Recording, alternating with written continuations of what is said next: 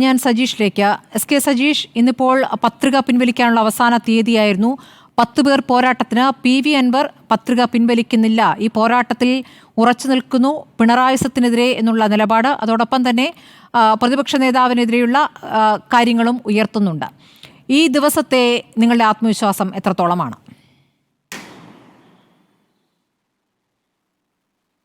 ഞങ്ങൾക്ക് തെരഞ്ഞെടുപ്പിൻ്റെ പ്രഖ്യാപന ഘട്ടം മുതൽ നല്ല ആത്മവിശ്വാസത്തിലാണ് ഞങ്ങൾ മുന്നോട്ട് പോയിക്കൊണ്ടിരിക്കുന്നത്. ഞങ്ങൾ സ്ഥാനാർത്ഥി പ്രഖ്യാപനം നടത്തിയ ശേഷം കൃത്യമായി സ്ഥാനാർത്ഥി പര്യടനവും ജനങ്ങളുടെ ഇടയിലുള്ള പ്രവർത്തനങ്ങളുമെല്ലാം നല്ലവണ്ണം സംഘടിപ്പിക്കാൻ ഞങ്ങൾക്ക് സാധിക്കുന്നുണ്ട്.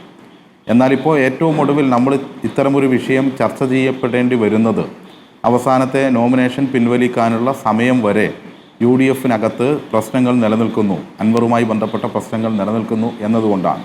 ഇന്ന് രാവിലെ 9 മണി വരെ പ്രധാനപ്പെട്ട UDF നേതാക്കന്മാർ തൻ്റെ കാലു പിടിക്കാൻ വന്നിരുന്നു എന്നാണ് അൻവർ പറയുന്നതായി നമ്മൾ മാധ്യമങ്ങളിൽ കേട്ടത്. ഞങ്ങളെ സംബന്ധിച്ചിടത്തോളം ഇല്ല. അല്ല, ഞാൻ CPM വിശ്വസിക്കുന്നു എന്നല്ല പറഞ്ഞത്. ആ വാക്കുകളാണ് ഇന്നത്തെ ചർച്ചയ്ക്ക് ഉൾപ്പെടെ ആധാരമായത് എന്ന് കാണാൻ വേണ്ടി കഴിയും. അത്തരമൊരു വിഷയം ഇപ്പോൾ റിപ്പോർട്ടർ ചാനൽ ചർച്ച ചെയ്യാനിടയായ സാഹചര്യം അതുൾപ്പെടെയാണല്ലോ. അദ്ദേഹം അങ്ങനെ പറയുന്നു. ഞങ്ങളെ സംബന്ധിച്ചിടത്തോളം ഈ തെരഞ്ഞെടുപ്പ് ഞങ്ങൾക്ക് ജനങ്ങളുടെ മുന്നിൽ ഞങ്ങളുടെ 9 വർഷക്കാലത്തെ ജനപക്ഷ വികസനത്തിൻ്റെ കൃത്യമായ കാര്യങ്ങൾ വിശദീകരിക്കാനും ജനങ്ങളെ കൂടുതൽ ചേർത്ത് പിടിക്കാനും എല്ലാമുള്ള അവസരമായി ഈ തെരഞ്ഞെടുപ്പിനെ ഞങ്ങൾ കാണുകയാണ്. അതിനനുസരിച്ച് മികച്ച പ്രവർത്തനമാണ് ഞങ്ങൾ നടത്തിക്കൊണ്ടിരിക്കുന്നത്.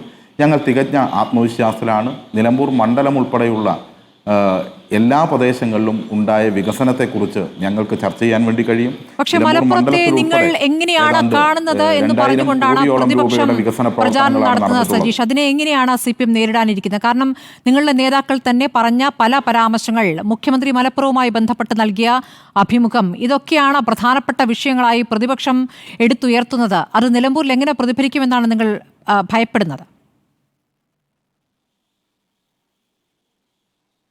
യഥാർത്ഥത്തിൽ ഞങ്ങൾക്ക് നല്ല അവസരമല്ലേ കൈവന്നിരിക്കുന്നത്?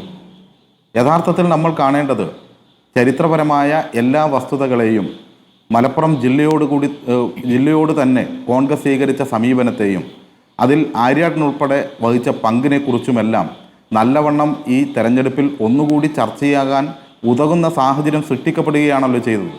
മലപ്പുറം ജില്ല രൂപീകരിക്കുന്നതിനെതിരായി വലിയ സമരങ്ങൾക്കും പോരാട്ടങ്ങൾക്കും RSSൻ്റെ ജനസംഘത്തോടൊപ്പം ചേർന്ന് നിന്ന് പ്രവർത്തിച്ചവരാണ് കോൺഗ്രസ്.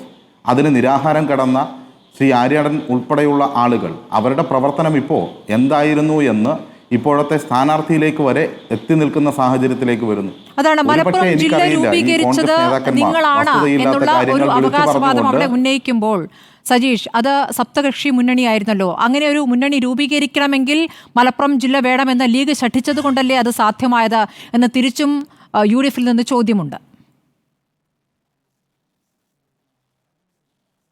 പുതിയൊരു കാര്യങ്ങളെ എങ്ങനെയും വളച്ചൊടിക്കാൻ വേണ്ടി കഴിയും. ഞങ്ങൾ സപ്തകക്ഷി മുന്നണി ആയിരിക്കുമ്പോൾ അതിൽ CPIM-ഉം CPI-യും എല്ലാം ഉൾപ്പെടുമ്പോൾ, മുസ്ലിം ലീഗ് ഉൾപ്പെടെ ഉൾപ്പെടുമ്പോൾ മലപ്പുറം ജില്ല രൂപീകരിക്കാൻ ഞങ്ങൾ സന്നദ്ധരായി. എന്നാൽ അപ്പുറത്തൊരു മുന്നണി ഉണ്ടായിരുന്നു. ആ മുന്നണിയെക്കുറിച്ചാണ് ഇപ്പോൾ ചർച്ച ചെയ്യുന്നത്. ആ മുന്നണി എന്ന് പറയുന്നത് കോൺഗ്രസും ജനസംഘവും RSSും ചേർന്ന മുന്നണിയായിരുന്നു. ആ മുന്നണിയാണ് മലപ്പുറം ജില്ലാ രൂപീകരണത്തിനെതിരായി ശക്തമായ പോരാട്ടങ്ങളും സമരങ്ങളും നടത്തിയത്. അതിൻ്റെ ഭാഗമായി നിരാഹാര സമരം ഉൾപ്പെടെ അനുഷ്ഠിച്ച വ്യക്തിത്വമാണ്, മഹാവ്യക്തിത്വമാണ് ശ്രീ ആര്യാടൻ മുഹമ്മദ്. അദ്ദേഹത്തിൻ്റെ പിന്മുറയാണ് ഇപ്പോൾ ഈ തെരഞ്ഞെടുപ്പിൽ മത്സരിക്കുന്നത് എന്നെല്ലാം നിൽക്കുമ്പോൾ ഈ ചരിത്ര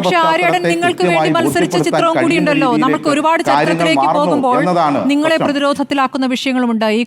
ഈ സഖാവ് കുഞ്ഞാലിയുടെ ഘാതകൻ എന്ന് നിങ്ങൾ പറയുന്ന ഈ ആര്യാടൻ മുഹമ്മദ് നിങ്ങളുടെ തന്നെ സ്ഥാനാർത്ഥിയായി പിന്നെ മത്സരിക്കുന്നുണ്ട്. അത് അടിയന്തരാവസ്ഥ കാലത്താണ്. അപ്പോൾ ഇതൊക്കെ ഓരോ രാഷ്ട്രീയ സാഹചര്യങ്ങളിൽ മാറി വന്നിട്ടുള്ള കാര്യമാണ്. അപ്പോൾ പ്രതിരോധത്തിലാക്കാവുന്ന ആ കാര്യങ്ങൾ ചരിത്രത്തിലുണ്ടാകുമ്പോൾ നമ്മൾ വർത്തമാനത്തിലേക്ക് വരുമ്പോൾ ഏറ്റവും ഒടുവിൽ സംഭവിച്ചത് എന്താണ്? മലപ്പുറം ജില്ലയിൽ സ്വർണ്ണക്കടത്ത് ഏറ്റവും കൂടുതൽ മലപ്പുറം ജില്ലയിലാണെന്നും ആ സ്വർണ്ണക്കടത്ത് പണം തീവ്രവാദത്തിന് ഉപയോഗിക്കുന്നു എന്നുമുള്ള മുഖ്യമന്ത്രിയുടെ അഭിമുഖമാണ് പറഞ്ഞത്. അത് ഹിന്ദു ദിനപത്രം പിൻവലിച്ചു എന്നുള്ളൊരു വാദം നിങ്ങൾക്ക് ഉന്നയിക്കാമെങ്കിലും അതിൽ ഉൾപ്പെട്ട ഈ കാര്യം തിരികെ കയറ്റിയ PR ഏജൻസി ഏതാണ്? ആ PR ഏജൻസിക്കെതിരെ നിങ്ങൾ എന്ത് നടപടിയെടുത്തു എന്ന് ചോദ്യമുണ്ടല്ലോ. പുതിയൊരു കാര്യം, നിങ്ങൾക്ക് ഈ ചർച്ചയെ ഇങ്ങനെയൊക്കെ കൊണ്ടുപോകാനേ സാധിക്കൂ. അതിലെനിക്ക് തർക്കമില്ല. അത് നിങ്ങളുടെ സ്വതസിദ്ധമായ രീതി. ഒന്ന്, ഒരു മാധ്യമം, ആ മാധ്യമം തന്നെ വളരെ വ്യക്തമായി ഞങ്ങളുടെ പ്രവൃത്തി പത്ര ധാർമ്മികതയ്ക്ക് ചേർന്നതായില്ല എന്ന് സ്വയം പറയുകയും മാപ്പ് പറയുകയും ചെയ്തിട്ടുണ്ട്. പിന്നെ നിങ്ങളാരെയും ബോധ്യപ്പെടുത്തേണ്ട കാര്യം ശ്രീ പിണറായി വിജയൻ ഉയർത്തിപ്പിടിക്കുന്ന മതനിരപേക്ഷതയുടെ കാര്യത്തിൽ ഞങ്ങൾക്കില്ല. അത് നല്ലവണ്ണം ബോധ്യമുള്ളവരും പിണറായി വിജയൻ്റെ വാക്കിലോ പ്രവൃത്തിയിലോ ഏതെങ്കിലും ഒരു ജനവിഭാഗത്തിനോട് എന്തെങ്കിലും ഒരു വിവേചനം ഉണ്ടാകില്ല എന്ന് നല്ല ബോധ്യമുള്ള ഈ മലയാളക്കരയിലെ ജനങ്ങൾക്ക് അത് കൃത്യമായിട്ട് അറിയാം. അത് മാധ്യമം മാപ്പ് പറഞ്ഞാലും നിങ്ങൾക്കെല്ലാം പിന്നെ എടുത്ത് ഉപയോഗിക്കാൻ നല്ല താല്പര്യം ഉണ്ടാകും. ഏജൻസിയുമായി ബന്ധപ്പെട്ട ആ അഭിമുഖത്തിൽ ഉണ്ടായിരുന്നത് ഒരു സഖാവിന്റെ മകനാണ് എന്നതുവരെയും മുഖ്യമന്ത്രി പറഞ്ഞതാണല്ലോ. പിന്നീട് അതിന്മേൽ എന്ത് നടപടിയെടുത്തു? അതിലെവിടെയാണ് ഒരു ഗൂഢാലോചന നടന്നത്? മുഖ്യമന്ത്രിയെ പെടുത്താൻ ആര് നടത്തി അങ്ങനെ ഒരു ഗൂഢാലോചന എന്നൊരു അന്വേഷണം വേണ്ടേ? അതിലൊരു പ്രതികരണം വേണ്ടേ? ഒരു ഘട്ടം കഴിഞ്ഞപ്പോൾ അതിൽ നിശബ്ദതയാണ്. ഞാനതാണല്ലോ പറഞ്ഞത്. ഈ വിഷയം നമ്മൾ നന്നായി പല ഘട്ടങ്ങളിലായി ചർച്ച നടത്തിയിട്ടുള്ളതാണ്. ആ ചർച്ചയിലുടനീളം ഈ കാര്യങ്ങളെല്ലാം വിശദീകരിക്കുകയും ചെയ്തിട്ടുള്ളതാണ്. ഹിന്ദു എന്ന് പറയുന്ന ഈ രാജ്യത്തെ പ്രധാനപ്പെട്ട ഒരു മാധ്യമം, അവർ അതിന് നൽകിയ മറുപടി എന്ന് പറയുന്നത് ഞങ്ങളുടെ ഭാഗത്തുനിന്നുണ്ടായ തെറ്റ്, മുഖ്യമന്ത്രിയുടെ അഭിമുഖത്തിൽ അത്തരം തെറ്റായ ഒരു കാര്യം, അദ്ദേഹം പറയാത്ത കാര്യം വന്നു പോയത് ഞങ്ങളുടെ ഭാഗത്ത് പത്രമാധ്യമ ധർമ്മത്തിന് ചേർന്നതല്ല, അതിൽ ഞങ്ങൾ മാപ്പ് ചോദിക്കുന്നു എന്ന് പറഞ്ഞതിന് ശേഷവും ഇത് ഇപ്പോഴും ചർച്ച ചെയ്യാനുള്ള നിങ്ങളുടെ ധാർമ്മികതയെക്കുറിച്ച് സ്വയം പരിശോധിച്ചാൽ മതി. അത് കുഴപ്പമില്ല. ആ ചോദ്യങ്ങൾ അവിടെ നിലമ്പൂരിൽ ഇങ്ങനെ ശക്തമായി ഉയരുന്നത് കൊണ്ടാണ് ഞാനത് ചോദിക്കുന്നത്. അല്ലാതെ ഇത് ചോദിച്ചുകൊണ്ടേ ഇരിക്കേണ്ട ഒരു ആവശ്യം മാധ്യമങ്ങൾക്കില്ലല്ലോ. അവിടെ പ്രതിപക്ഷം ഉന്നയിക്കുന്ന വിഷയങ്ങൾക്ക് CPM-ന്റെ മറുപടി ഉണ്ടോ എന്നുള്ള ചോദ്യമാണ് അവിടെ ഉയരുന്നത്. അതുകൊണ്ടാണ് ആ ചോദ്യം വരുന്നത്.